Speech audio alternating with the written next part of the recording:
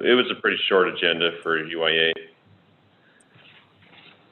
So we were over about a half an hour ago. Okay. Good.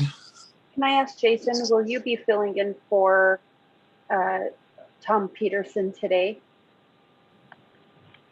If he doesn't sign on, I will. Okay. But if he does, then he'll be doing it all. Okay. I just didn't know if he had already set it up with you to fill in. Yeah.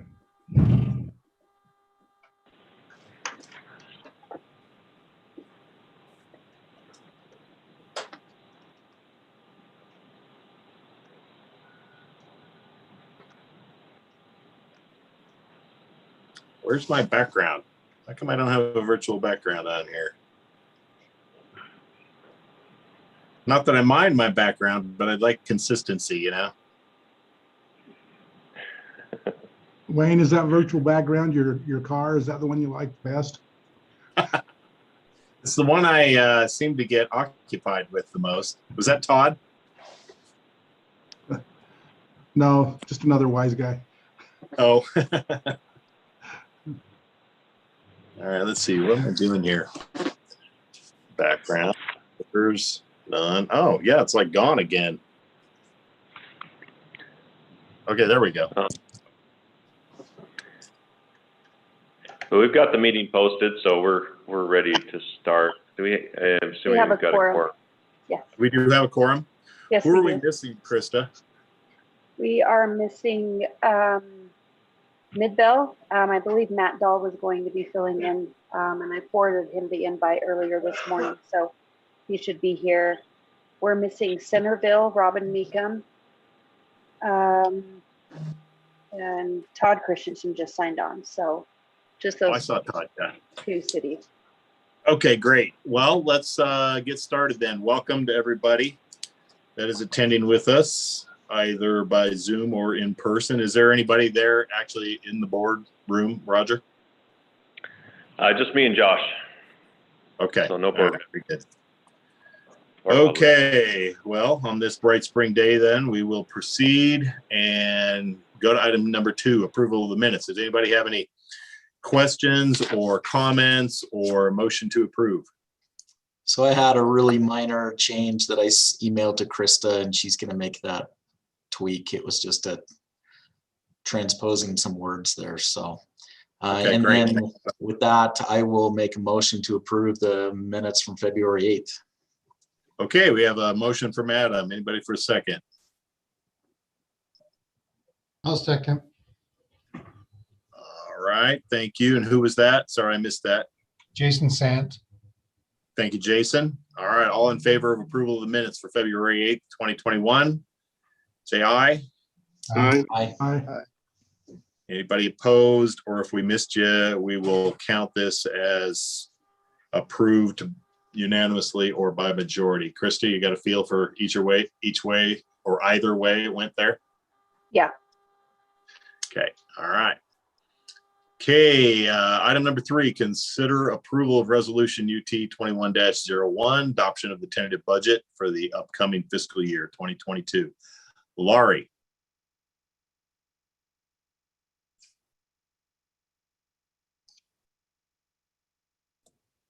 Thank you.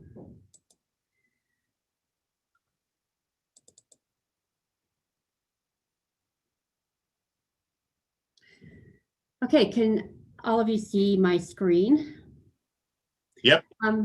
Okay, first of all, this seems very early in the year to be talking about budgets. The tentative budget needs to be adopted before the first regularly scheduled meeting in May. And since we don't have a regularly scheduled meeting in May, this is that meeting. I would like to stress that this is a tentative budget. We have not had a meeting with our executive staff to go over these numbers, scrutinize these numbers, and consider requests. So please keep that in mind as we go through this. I can spend as much or as little time as you want with this. I think I'll just start by going through some of the maybe department by department. For revenues for Utopia, we are increasing the revenues by 2.6 million. We had budgeted 28.9. 21 projected is 29.2, and we're budgeting 31.6. Most of this is an increase in the fees that would be coming over from UIA. There's a $2.3 million increase in that. I want to jump to the UIA service contract and show you what that proposal is. We have the management fee that UIA pays to Utopia. This was put in place about 3 years ago at the request of our auditors, and it makes sense. Their claim was that a lot of all of the payroll comes out of Utopia, so UIA has no paid employees. A lot of the staff was spending a considerable amount of time on UIA. The auditors, rightly so, stressed that Utopia should be reimbursed for some of those costs. So that's 400,000 of the increase. The larger portion of the increase is in the service contract. There are several components of that. UIA pays Utopia $650 per month for each active UIA connection, $14.30 one time for the provisioning of each new connection, $1.20 per month for each UIA address passed, and then a $400 annual fee per hut or shelter to UIA. A lot of the increase is due to growth, but I am proposing that we increase those fees. The network operations fee is $6.50. I'm proposing that we increase that to $7.65. We have added staff at Utopia. We have not adjusted these rates since 2020, so we didn't adjust those this year. But as UIA gets busier and busier, the number of employees increases at Utopia. We still have great economies of scale, but we do have increased costs at Utopia for those increases. Same thing with provisioning. I'm proposing an increase of that fee from $14.30 per device to $15. And then the field maintenance from $1.20 per month to $2 per month. The footprint that we have is just growing larger. So field maintenance, that includes our field service technicians. It also includes our network operations technicians. And as the area that we have construction in grows, the blue state notification demands increases. So that does move a considerable amount of money from UIA to Utopia. All of these rates, they were determined by going through each of the Utopia budgets, determining how much of each of those should be shared by UIA, and making sure that there is enough money at UIA to support the operations of UIA. It's always a balancing act. Originally, the purpose of Utopia was to operate the UIA network. So there's that. And there's also the concern, we at some point do want to try to get more money from UIA over to Utopia. We have healthy cash reserves in UIA, and we would like to begin to, or continue to reduce or keep static the pledge payments that our Utopia cities are paying. So, do you have any questions about those fee increases? Questions from the board? Okay, jumping back to go quickly through the Utopia budget. Expenses, admin, 2.2 was budgeted for 21. We spent about 2.2. We're budgeting about 2.5 for 2022. Some of this is we have reclassified some of the software costs into this budget, and also we hired a controller. Our billing supervisor left. We hired a controller. There's a difference in a salary differential there. The network operating center, we spent 582 in 2022. We're budgeting slightly less. That Department 2, there's been some personnel changes, bringing in entry-level people. Some of the other more experienced employees are moving over to other departments.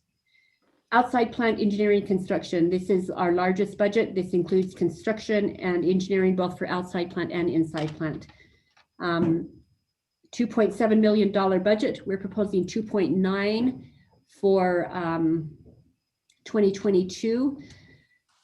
Some of this is, again, as our area grows, we have more repair and maintenance work that needs to be done. We are increasing that budget to $800,000.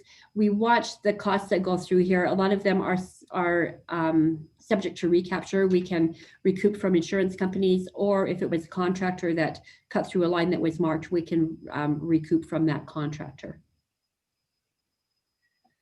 Blue Stakes locating, we spent $1.2 million in 2021. We're proposing pretty much the same budget for 2022. Our Blue Stakes notification costs have gone up because of our increased footprint. Field services, this one actually went down because we have a COVID differential pay in place for our field techs. We plan on ending that soon, so we won't have that cost in fiscal year 2022, cross your fingers. Operations management, we spend about $1.5 million. We did reclassify some of the smart city engineering positions from network operations into this operations management budget. This is mostly Aaron and his crew. Network engineering, a very slight increase, about 1.1 million spent on the network engineering staff. The interconnect, $400,000 is paid out of here. Operations management, we pay the co-locations and the easements and leases for our network. In marketing, essentially an increase in actual, but we budgeted 1.6 million. Last year, we're budgeting about 1.6 million again. Some of the savings in this area is we replaced a sales director position that was funded, backfilled it or promoted one of our sales managers into that position, and then we hired an administrative position. So there's a slight increase there, again, a salary differential. Customer service.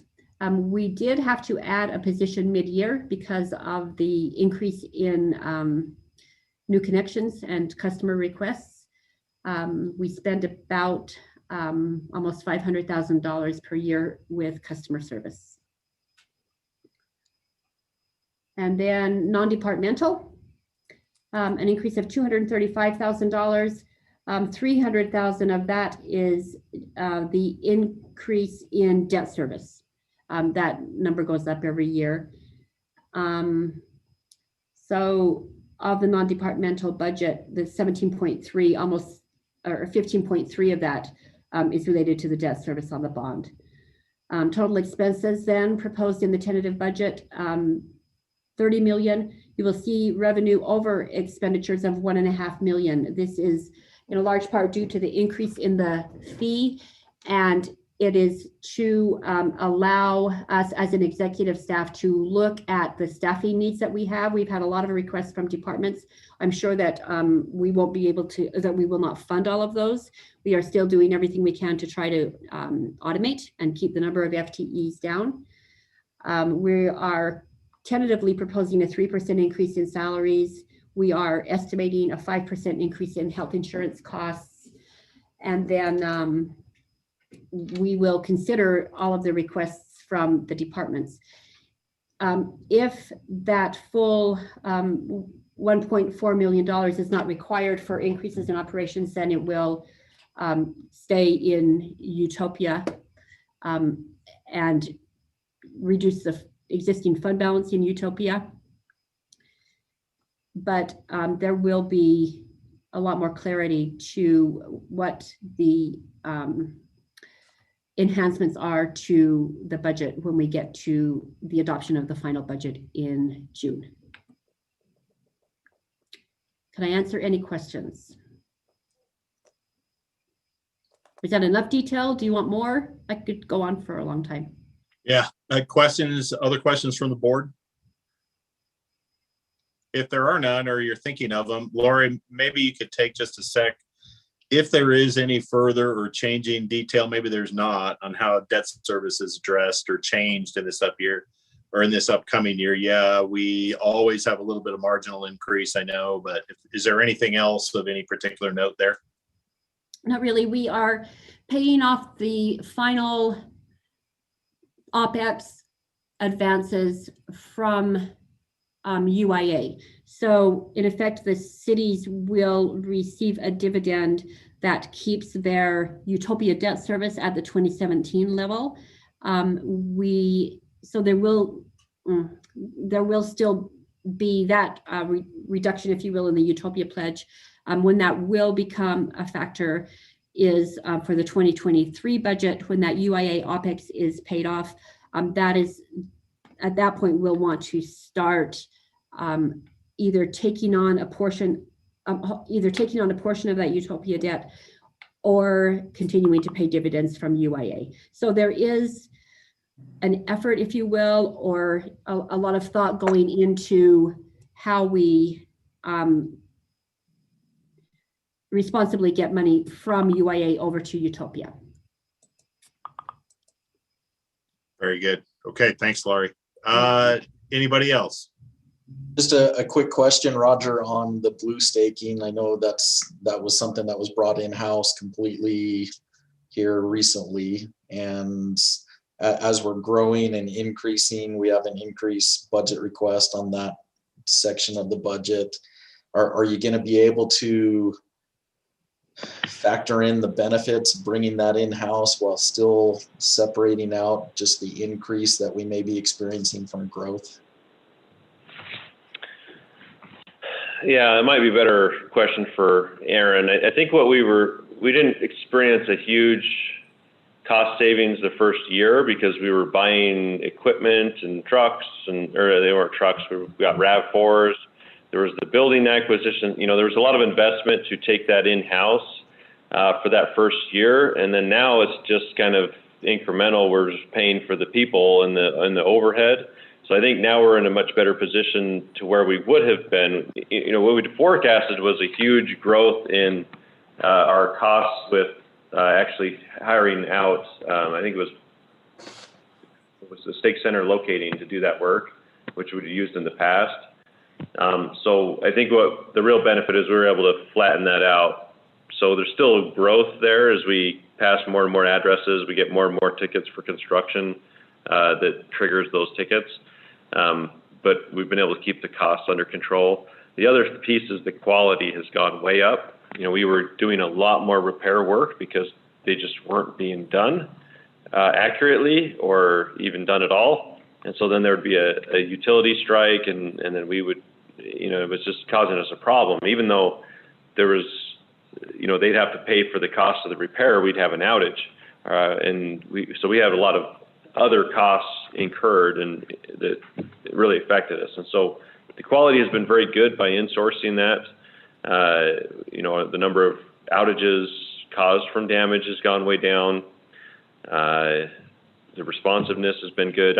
Aaron, do you have any comments as to like before and after on the blue staking in-housing that? So we were saving initially during the change, even with all the upgrades. I think we were saving about $100,000 to $150,000 a year on moving it in-house. So as far as growth is concerned, and with how much construction is taking place right now, we think that that's proportional. So those costs would have been also increased on Stake Center if we had kept the contract with them. So I think that savings is still happening, and we're looking at probably more resources to help us with how much plant has been built, as well as the continued construction taking place within the state. So that answers the question. Yeah, thank you.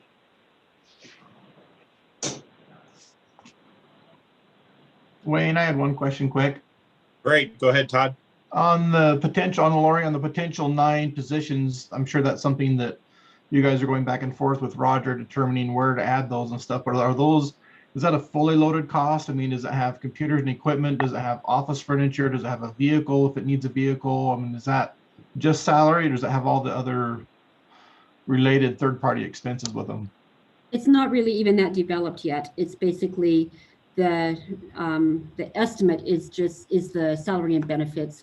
We Okay. do have money budgeted for capital. We have 500,000 budgeted for capital. That's vehicles and equipment. So any additional vehicles or equipment they needed would come out of what we already have funded in the budget. This list of 9 FTEs is just a number of requests that I am aware of. So again, we haven't looked this over as an executive staff. Roger hasn't even seen the list. I haven't pulled out my red stamp, my red denied stamp yet, so it's coming. Isn't it a naughty and a nice stamp? Yeah. Okay, thank you. Thanks, So Todd. we try Anybody to else? strike a good balance of, obviously we are growing. We have to, fill some roles. Overall, we improve our economy of scale.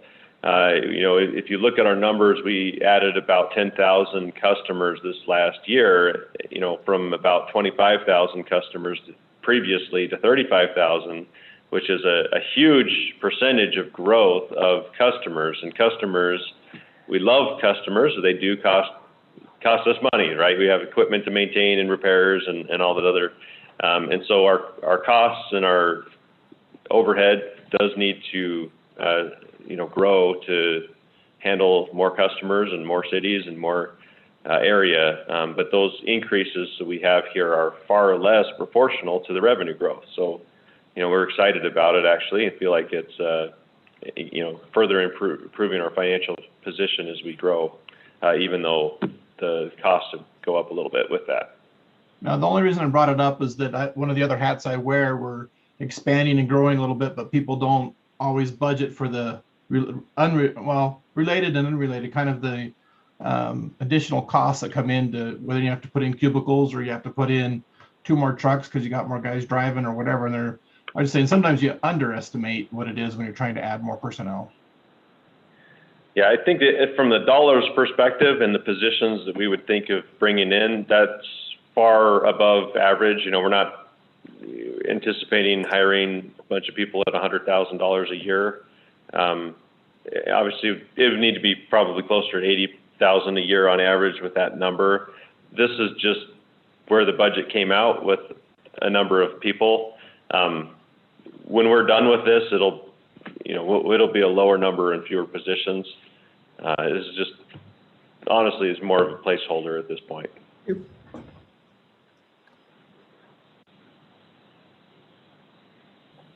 Okay, well, if there are no other questions, seems like we did, I'm looking at this split screen and not the Wayne? agenda. We do need, oh, go ahead. Yeah, just a quick question, and it may have just been answered, but just for clarification, at the bottom of that, the 3% increase in salaries, is that for current employees, or would that also include future hires? That's just for the current employees. Yeah. So that's applied to, that's the increase we'd anticipate on July 1st, the annual, we kind of do a cost of living / merit. So it's kind of cost of living, but you don't get it automatically. If we have employees that need some disciplinary action, then we withhold that. So this is assuming we would have a 3% increase in July 1st for all existing employees. Thank you.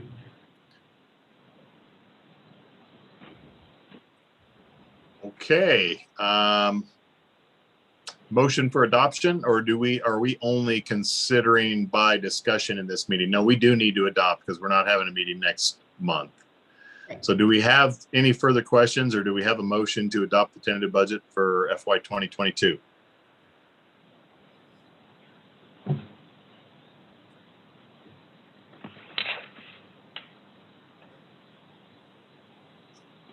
Mr. Chairman, this is Tom Peterson with Brigham City. I'd move that we adopt the tentative budget for 2022. Thank you, Tom. Appreciate that. Do we have a second? I'll second that. Adam from Linden. Thank you, Adam. Okay, on to Krista for a roll call. Councilmember Lamson, Aye. Adam Cowie, Aye. Matt Dahl, I am not officially on this board yet and can't vote. okay. Sean Warnke, he was having some issues he emailed me about with his Zoom software, but sent me an email saying he would agree to a vote affirmative if we're good with accepting that. Josh? Okay. So Sean Warnke will mark as aye. Councilmember Peterson, Aye. Mayor Camp, Aye. Councilmember Morris, Aye. Jason Sant, Aye. Todd Christensen. Aye. Okay, and Wayne Pyle. Aye. Thank you, Krista. Okay. Okay, let's move on then to item number 4, discussion of Utopia's fraud risk assessment. Also, Laurie. Thank you. This is a program that the state auditors put in place last year. They have asked entities to go through this fraud risk assessment each year. We scored last year about around 300, so we have increased our score. Essentially, the biggest increases were due to the formation of a formal audit committee. Also, the training that is offered by the state auditor's office. As the request is that the board members complete this training within 4 years of their term appointment and election date. When we talked about this assessment last year, we sent out information regarding the training, and I have received either copies of certificates or email confirmation that board members have taken this training. So I feel like we are doing that successfully. If I don't have your certificate, or if I don't have an email from you confirming that you have taken this training, please send that to me. If you would like, I could send out individual emails to those that I don't have records on file for. But we do have, one of these that we probably will never be able to get in place would be an internal audit function. I know they're not saying an internal auditor. We just don't have the funds to hire an internal auditor. It's a little bit subjective as to what we consider an internal audit function. We do have good separation of duties. We do have good checks and balances. So that one's an iffy one. With our score, we came in at a 355, which means a very low risk level. So this report, once it is signed by Roger, is submitted to the state auditor's office. There's not a specific deadline on when this report is due for each entity. We wanted to get it taken care of prior to year end, so that when the auditors come in, they can see that we have looked at all of these areas again. And I can send out the link again for that state auditor training to all of you.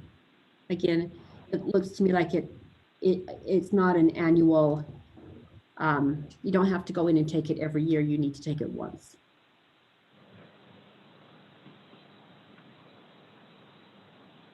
This doesn't require any sort of resolution. We are asked to have a discussion with our board. So do any of you have any questions?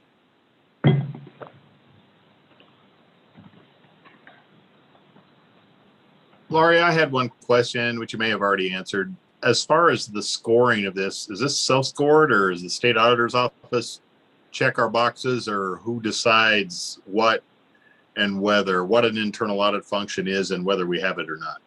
It is self-scored. This piece down here is basic separation of duties. It's all self-scored. It's more of a tool to local governments, local entities to look at what is required or recommended, and to strive to get all of those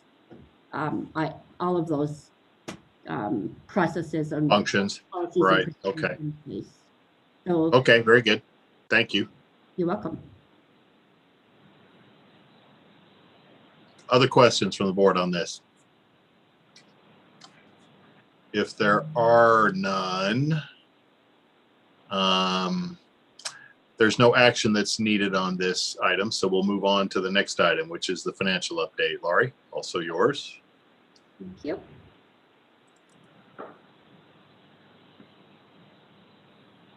This is the familiar recurring revenue report. This is a combined report for. Hey, Laurie, can you re-share your screen? I turned it off earlier with the vote, but Okay.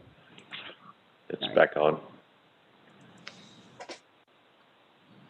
There we go. Okay, thank you. The recurring revenue graph, the combined recurring revenue is now in excess of $2.5 million per month. UIA has reached the $2 million level of recurring revenue per month, and Utopia is holding steady at just over $600,000 per month. So that's still a terrific looking trend line. Hey, Laurie, the only question I have on the charts, or it's actually more of a request, is I always really appreciate seeing the much further back history. We used to have these charts pegged back to the start of UIA in 2012. I'm not sure when we moved it to 19. I thought it was getting really compressed, but I can easily add that back in, and it is a fun picture to look at. Yeah, in fact, others might also disagree and like to see the more differential in the more recent data. Maybe there's a way to do both, or if nobody cares, I would like to see the older as well as with the newer, but if the board would care to chime in. It's pretty impressive, so I will definitely add that back in. Yeah, that might also actually be helpful for the newer members to understand kind of the more variations in our fortunes over time. So I was just going to say, I think that would be very helpful to see kind of where we've been, what we've been through, and where we're headed. So thank you for that. You bet. Thank you. Thank you. Anything else, Laurie? Sorry, interrupted you there.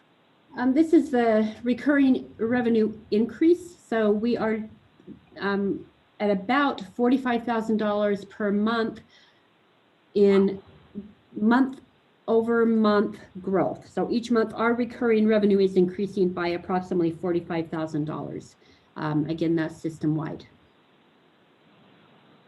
Actually, a comment there, and going back to my earlier, I don't know if it came across the microphone, but I kind of muttered a little wow to myself there, in that back around 2012, 2013, I remember when a recurring revenue increase between 10 or, even a little higher against all wishes was pretty amazing. And to think that we're now at 45,000 a month, that is a pretty dramatic statement, frankly. Even just the increase from January 19 as shown in this chart, we've almost doubled that figure.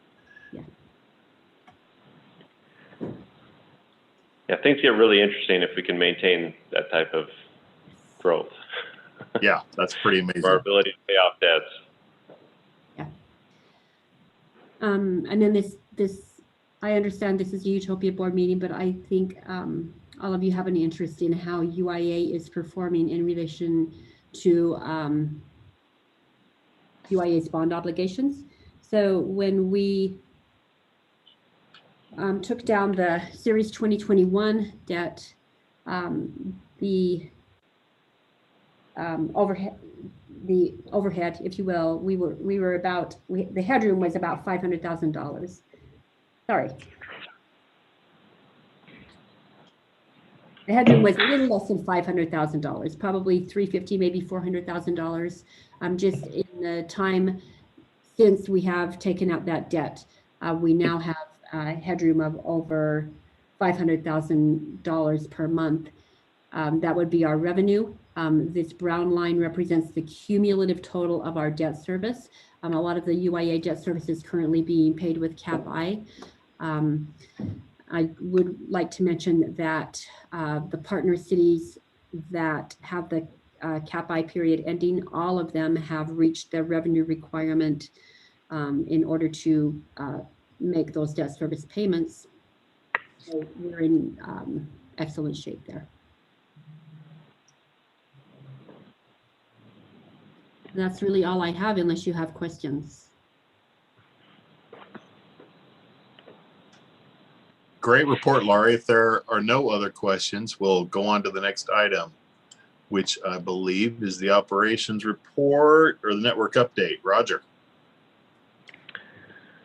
Yep, so this is just usually where we give you a high-level report on how the network is going. You know, it's been a good couple of months. So we continue to grow customers. We're just shy of 38,000 total customers on the network.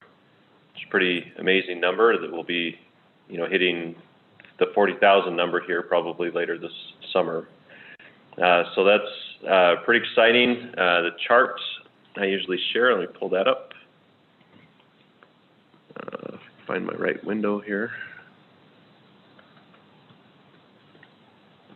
Sorry, I had it up and then I lost it. Just a second.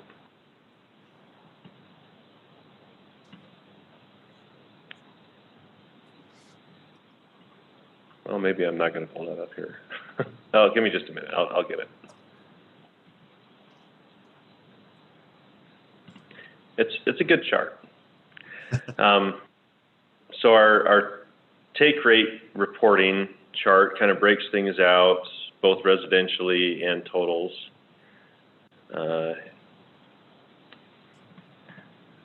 There's a little bit of a bump. As I send out the actual report, you'll see there's kind of a little bit of a bump here. We had been not including the Idaho Falls numbers. It was just kind of this little side project, and we weren't getting the same revenue structure per customer in that project, but it's actually grown to be pretty significant. So we have over 1,000 subscribers in Idaho Falls now, and we don't get the full revenue. It's a revenue share situation there, and it's a UIA thing, but it does amount to a decent amount of revenue for us, and they are customers. We maintain them, we configure them, we do work for them. So we've included the Idaho Falls in there. So it's kind of caused a little bit of a jump and a bump in our charts. But it's not, you know, if you're saying, hey, you're artificially bumping that number up, just keep in mind it's only about 1,000, just over 1,000 customers. So when we're talking 38,000 customers, if you don't consider Idaho Falls customers, just take away a little bit more than 1,000. So it's not a huge impact. But back to that historical, I mean, you can see here, you know, our revenues are tied to customers, obviously, and that's where you can see this trend here. If we're up, you know, approaching 40,000 customers, I mean, we hit 20,000 customers just a couple of years ago. So most of the customers on the system are new, you know, just over the last few years. So we've been growing the network geographically, you know, finishing out these areas, doing a lot of construction. The rate of construction has increased overall over time, although the last couple of months has been a little bit of a lag as we've had some tie-ups with some permitting and things like that. We should have a strong next couple of months as we get some of those wrapped up and start launching footprints for sales. And Clearfield is the newest city to get customers. And we'll be finishing out all of the original Utopia cities, the build out of those over the next year and a half. So a lot's going on. We're building a lot, adding a lot of customers. Revenue growths are great. And tomorrow night we are on the agenda for the Pleasant Grove City Council meeting for UIA partnership. So if that is approved, I mean, they might table it. They might not get the vote. You know, I don't want to count that one as done. But it's being considered. That'd be the largest new city partnership we've done in this new partnership program we have at UIA. And then we'd have a UIA counter approval meeting Thursday morning, a special meeting for that. So that as we continue to build out Utopia cities, obviously that's going very well. And the additional partnerships, whether it's an all-in partnership like these Clearfield, West Point, Morgan, Pleasant Grove partnerships, or partial partnerships like Idaho Falls, all of those do help us generally from a revenue perspective as well. So things are good. We're growing, and that's a lot in our pipeline, and several other cities meeting with us and discussing possible partnerships. We also have other funding opportunities coming down the pipeline, both with federal programs, with the American Recovery or American Rescue Plan Act, ARPA, I think. There's money in there potentially for cities, counties, and the state to fund broadband infrastructure. There's also a separate infrastructure bill that's being that's at play with another $100 billion, I think, that potentially could be used. The state has its $50 million grant program for broadband projects, which we're looking at potential projects there. And so there's a lot of money and just opportunity to build and grow this thing, but obviously, we're looking at the revenue potentials of those helping us to pay debt as well. So we're continuing to work hard and applying pressure, growing this thing, improving the financial picture of the organizations collectively, and each, the budget exercise we have every year, we're kind of come back and readjust. Where is it appropriate for costs to live? Where is it appropriate for revenues to live? And as things get better and better at UIA, we should also see things better and better at Utopia, putting us in a better position to, relieve debt. Generally, the messaging at UIA is build, grow, and expand the system and improve the financial position. And at Utopia, it's offset costs to UIA as appropriate, decrease the costs and pay off the debt. And then where we can get those two to kind of work together on both of those goals, it's good for both. And so that's kind of the way the budget works, is we find ways to achieve both the build out, revenue growth, and debt relief for all the member cities. So things are good. Any questions about the specifics? Things certainly aren't slowing down around here. We're working like crazy and driving the staff a little bit bonkers, but we've got a great team and we work hard. We're serving the cities and hope you're happy with the service that we're providing. Roger, I have that graph going back to June of 2015. Do you want me to, can I pull that up and show the board? Okay.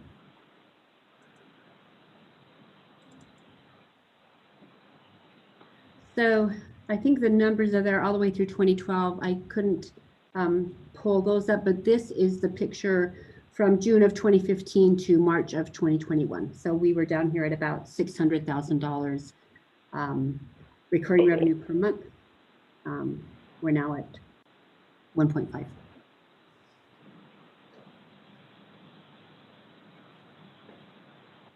Great story. Thanks, Lori. You're welcome. And also thanks for that report, Roger. Things are, as you say, no shortage of things to do or activity, that's for sure. Any other questions from the board or anything you'd like to discuss that would be allowable within our agenda? Okay, great. If not, then I would invite you all to have a great spring here. When's our next meeting, Roger? 2 months from now for Utopia. June 14th. June 14th, okay. And as always, in the meantime, if you have any questions or concerns, Roger and his staff are always very available, as am I. So we'd be glad to meet with you and discuss anything with you. Other than that, though, if there are no other comments or questions, I'd entertain a motion to adjourn. So moved. Tom Peterson. Thank you, Tom. Tom gave us a motion to adjourn the meeting. Unless there's anybody opposed to that, we will declare the meeting adjourned. Thank you all. Have a great spring again, and we'll talk with you later.